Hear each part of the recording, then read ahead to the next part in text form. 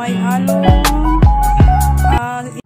sinong relate dyan pag may tirang inihaw na bangus ay i-recycle. Recycle tayo mga ka-chums. Meron akong malunggay na naka-ref. Ay, ayan, nahimay ko na kahapon pa to. Nilagay ko lang sa ref. And meron tayong talbos ng sayoyot. Charot. Meron tayong talbos ng sayoyot.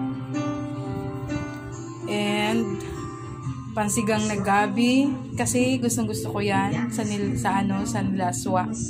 Lauoy. Meron akong pansigang na gabi.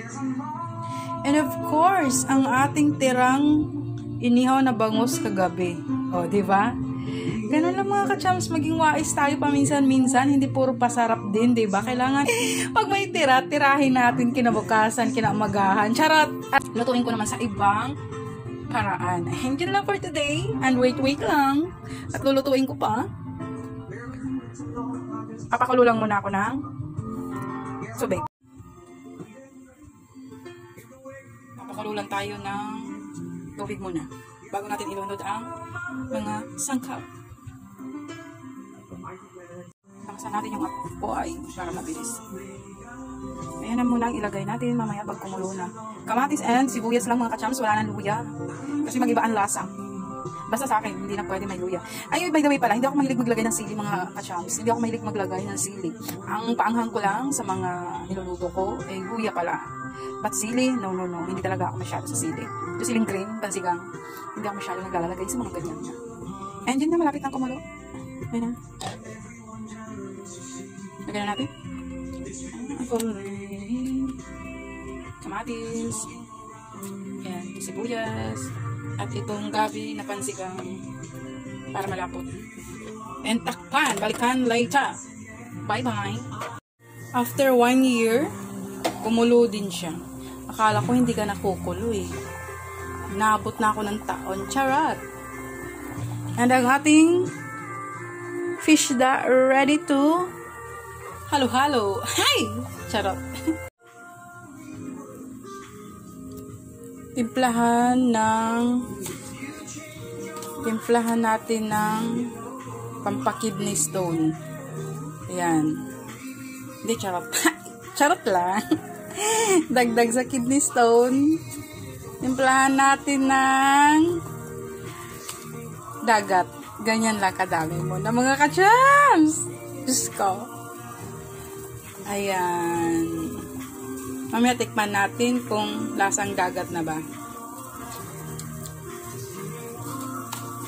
Yan. Ay, charot. Pag malambot na yung gabi,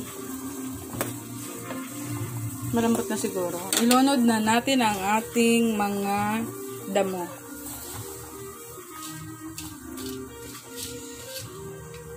Pampalakas na damo. And halo-haloin muna natin ng konti.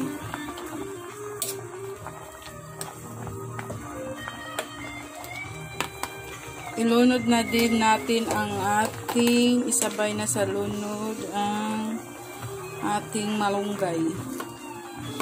Hugasan ko na ba ito? Hugasan ko na ito. Wait lang. Nilipat ko kasi hinugasan ko ulit. Pero ano naman yan, malinis kasi umulan eh.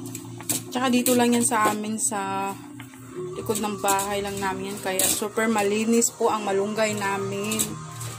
Walang alikabok masyado. At saka hindi nakalapag sa kung saan-saan sa palengke. Alam niyo ba mga ka-chums, pag bumibili ako ng pechay, basta mga something dahon, kasi yun lang naman ang binibili ko sa talipapa, palengke, yung mga pechay lang, repolyo. Alam niyo ba, sinasabunan ko po yan. Binabandian ko ng dishwashing liquid kasi po nakikita ko po sa mga palengke kung saan-saan lang po nilalapag yun.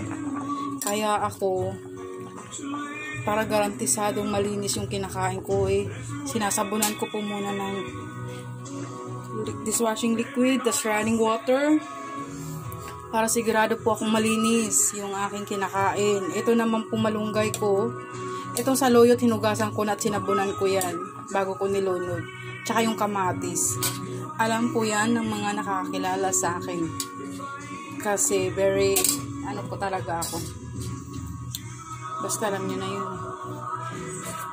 Tapos, yung ano naman namin kasi, ay, puging ina mo. Yung ano naman kasi namin malunggay, dito lang yan, malinis. Puno mismo. Nilunod ko na ang ating bangus para masarap na. Sa atin na apoy. Tikman. Ay, bigla ako nakalimutan yung pangalan ko. Ang sarap. Lagyan pa natin ng pangpadagdag ng kidney stone. Asin. Hay! Pampadagdag ng ating kidney stone. Ay, Diyos ko po, Lord. Ay! Tikman ulit. Kasi maalat tayo magtimpla eh. Kaya nagkaroon tayo ng kidney stone. Pwede na. So, bye-bye. Ito na ang ating laswa na may tawag niya? Bangus na inihaw. And meron pang hindi ko inubos lahat. And tara, kain tayo mga ka-chams. Bye muna.